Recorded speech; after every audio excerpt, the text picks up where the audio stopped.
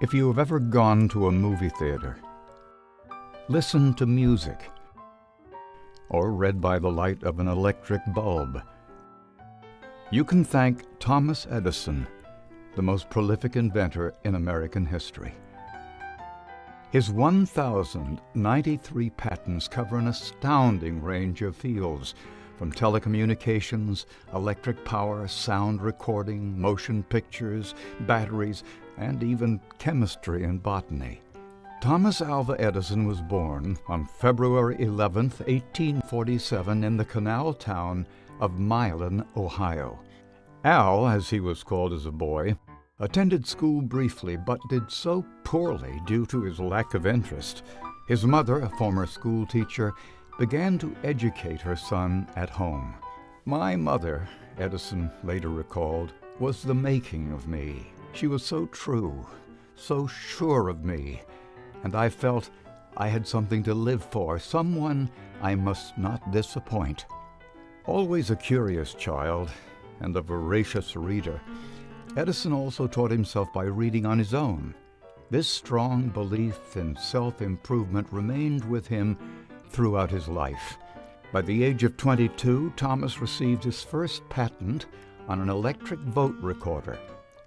This invention was ultimately a commercial failure, but he was undeterred and continued to work on various projects until, in 1871, he developed his first successful invention, an improved stock ticker called the Universal Stock Printer.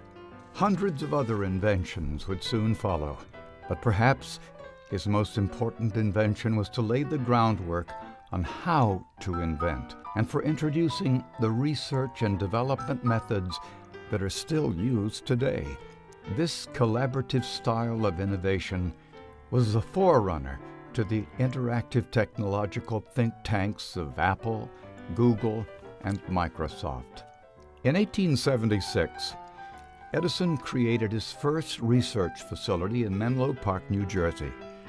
It was here that he developed some of his most famous inventions, such as a telephone transmitter, the first system of incandescent electric light and power, and the invention that brought him world fame, the phonograph, the first device to be able to record and play back sound.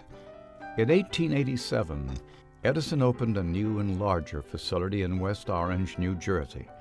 During the 44 years he worked at this laboratory, he invented the first successful motion picture camera, better phonograph and recording technology, and an alkaline storage battery.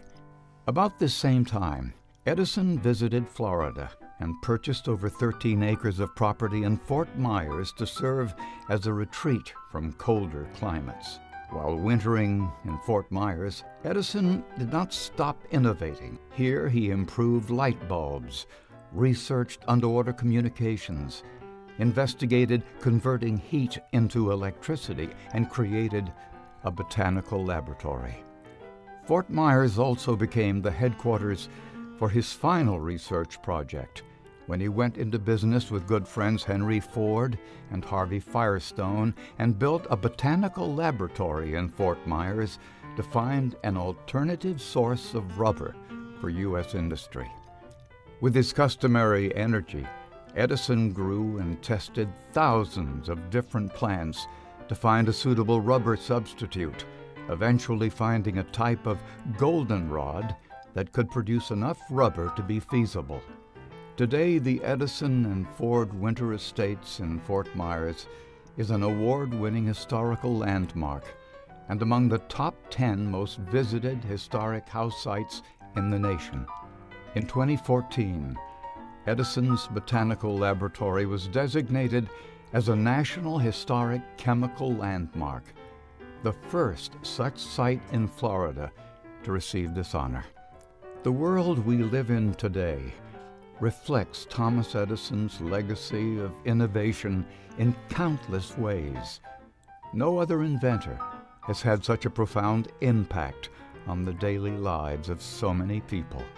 Steve Jobs once said, "Thomas Edison taught us how to invent. He also taught us that having a good idea is not enough. It takes hard work to make dreams into a reality. Genius, said Edison, is 1% inspiration and 99% perspiration.